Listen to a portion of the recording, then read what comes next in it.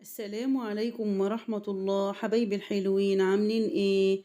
وحشتوني كتير كتير. النهاردة هحكي لكم حكاية جديدة. حكاية ايه يا ترى؟ حكاية أجنبي يدعو سرا.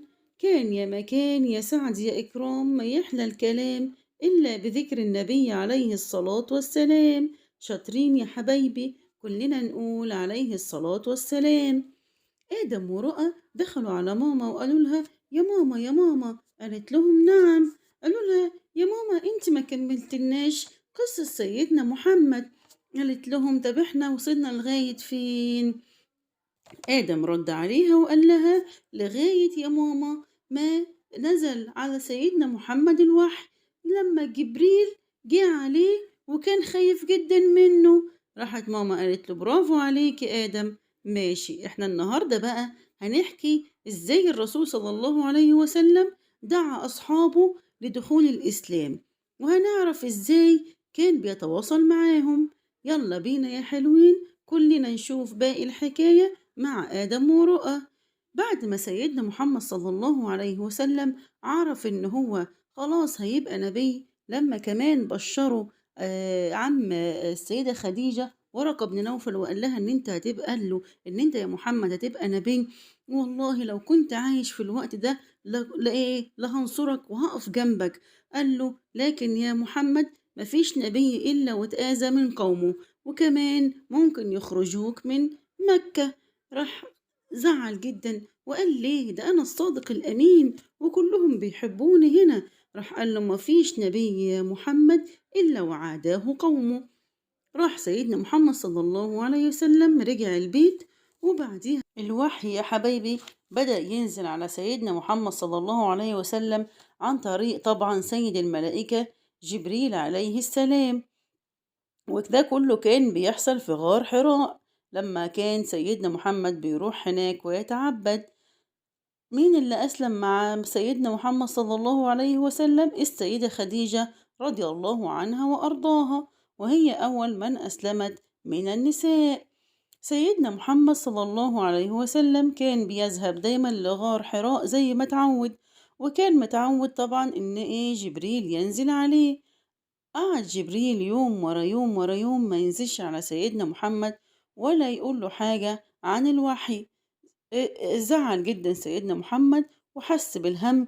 وكانت كمان في امرأة من اللي هم كذبوه، راحت قالت له: اما فين شيطانك يا محمد اللي كان بينزل عليك؟ طبعا يا حبايبي قصدها بسيد الملائكة جبريل. وكان سيدنا محمد منتظر ان سيدنا جبريل يجيله زي ما كان بيجيله كل مرة. فربنا سبحانه وتعالى أنزل عليه القرآن وجه بشره وقال له في سورة الضحى: ما ودعك ربك وما قلى. يعني يا محمد ربنا سبحانه وتعالى مش هيتركك أبدا. فرح سيدنا محمد بعد ما نزل عليه الوحي مرة تانية. في يوم من الأيام جبريل عليه السلام جه قال له: يا محمد ستدخل خديجة دلوقتي، وأول ما تدخل قول لها إن ربنا سبحانه وتعالى يقرئك السلام ويبشرك كمان إن هو بنالك بيت في الجنة، والبيت ده كان مجوف باللؤلؤ. يا حبايبي، شفتوا بقى إن ربنا سبحانه وتعالى بيجازي المؤمنين إزاي لما بيطيعوا أوامره يا حبايبي. السيدة خديجة دخلت وربنا وعرفت إن ربنا سبحانه وتعالى بيلقي عليها السلام. راحت قالت للنبي محمد: إن الله هو السلام وعلى جبريل السلام. وفرحت جدا طبعا بأن هو بشرها بأن ربنا سبحانه وتعالى بنى لها بيت في الجنة. في الفترة دي يا حبايبي كان سيدنا علي بن أبو طالب كان عايش مع سيدنا محمد. طب ليه كان عايش مع سيدنا محمد؟ لأن في يوم من الأيام حصلت أزمة في قريش، وكانت الأزمة دي مالية، وكان أبو طالب كثير الصبيان. وسيدنا محمد راح اقترح على عمه العباس فقال له: يا عم إن أبا طالب كثير العيال، فلو أن كل واحد مننا تكفل بطفل.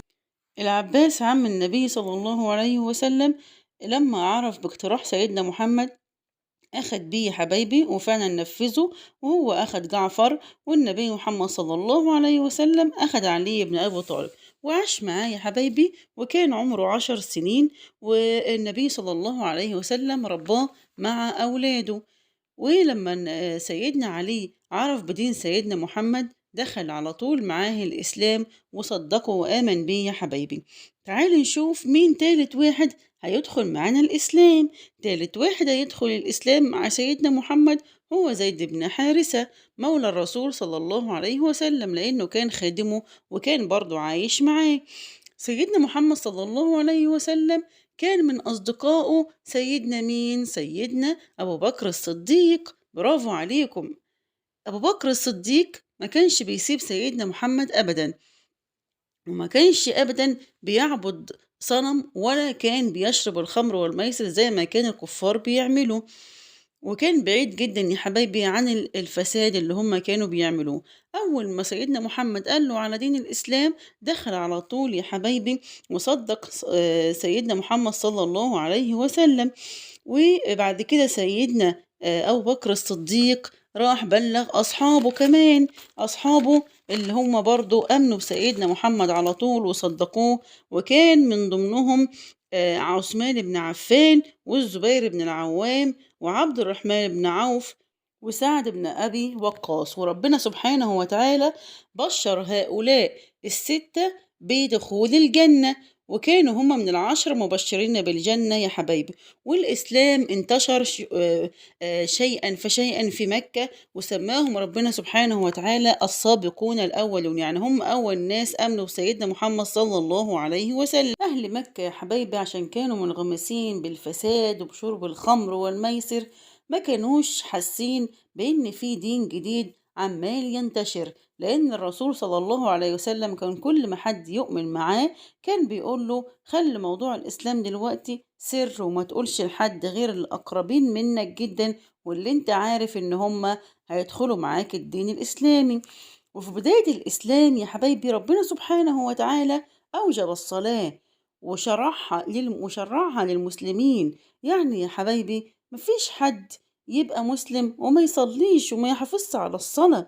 لازم كلنا نحافظ على الصلاة عشان ربنا يحبنا، عشان هي كمان أول فرض في الدين الإسلامي. طيب ربنا سبحانه وتعالى أمر جبريل إن هو يعلم سيدنا محمد صلى الله عليه وسلم الوضوء والصلاة. نزل جبريل على سيدنا محمد وأخده إلى أعلى مكة، وضرب جبريل بجناحه الأرض فأخرجت ماء، وقام سيدنا جبريل بالوضوء. سيدنا محمد صلى الله عليه وسلم توضأ كما توضأ جبريل، ثم صلى كما صلى جبريل عليه السلام. وبكده يكون سيدنا محمد اتعلم الوضوء والصلاة، ورجع إلى السيدة خديجة وعلمها برضو الوضوء وعلمها الصلاة، وبعد كده علم أصحابه اللي هم صلوا معاه. ولكن الصلاة يا حبايبي أول ما أنزلت ما كانتش فيها 4 ركعات أبدا.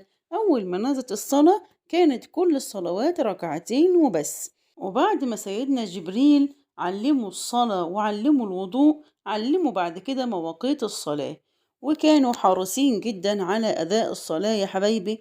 والرسول صلى الله عليه وسلم قال لهم صلوا كما رأيتموني أصلي.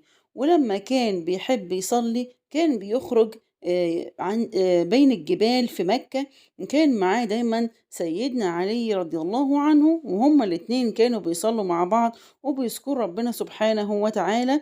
وما كانش حد يا حبايبي بيشوفهم إلا ربنا سبحانه وتعالى. وفي مرة من المرات وهو رايح هو وسيدنا علي عشان يصلوا، لقاهم شافهم مين؟ شافهم عمه أبو طالب.